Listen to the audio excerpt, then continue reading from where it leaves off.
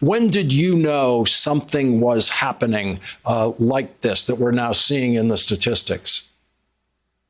Well, throughout American history, there's been a steady undercurrent of Asian hate crimes throughout.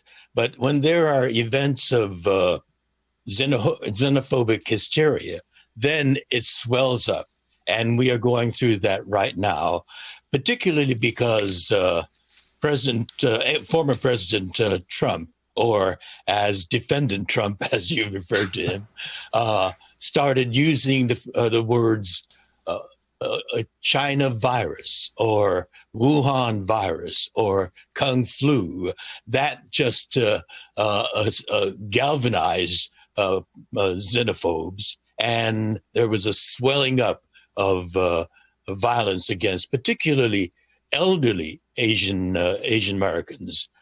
There's that case that's been quite well publicized now of an 84-year-old Thai man who was pushed down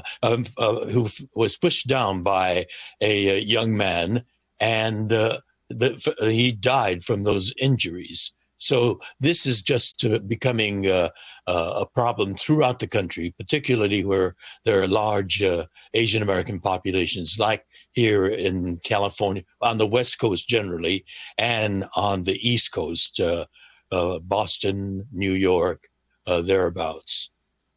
And of course, Vice President Harris, having been San Francisco District Attorney, knows this phenomenon well. She certainly prosecuted cases involving this horrible problem. The New York Times is reporting a community leader in Oakland saying, quote, "Our seniors are afraid to walk their own streets." And I imagine when you were hearing Donald Trump say China virus, and you were seeing him especially eager to throw that term at Asian reporters in the White House briefings, that of course, that there was an incitement in his use of that term. Yes. Oh, there was a mean, nefarious intent behind Donald Trump.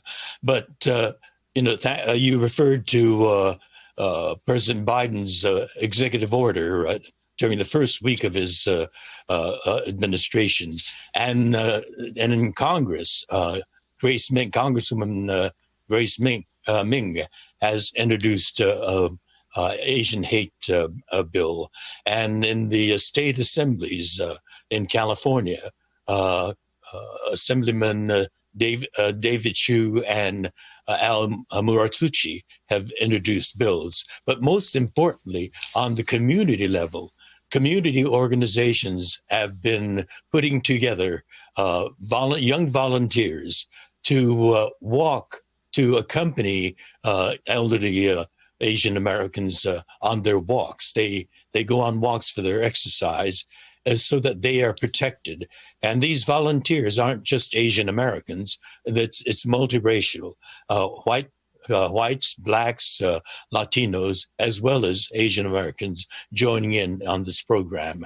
So the community is reacting to that.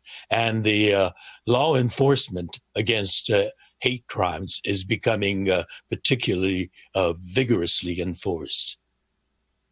George, what is it like for you, having been in one of our disgraceful internment camps during World War II as a child, and now coming this far in this country? Surely at some point you had to think we were going to leave these kinds of things behind.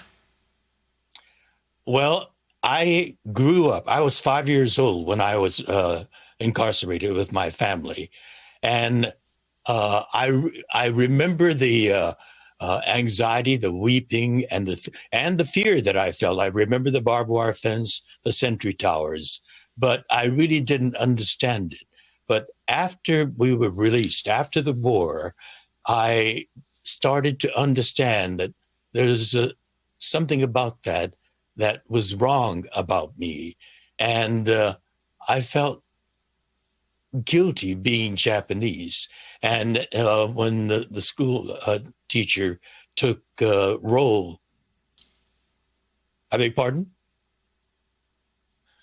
I'm hearing things. Oh, I mispronounced my name.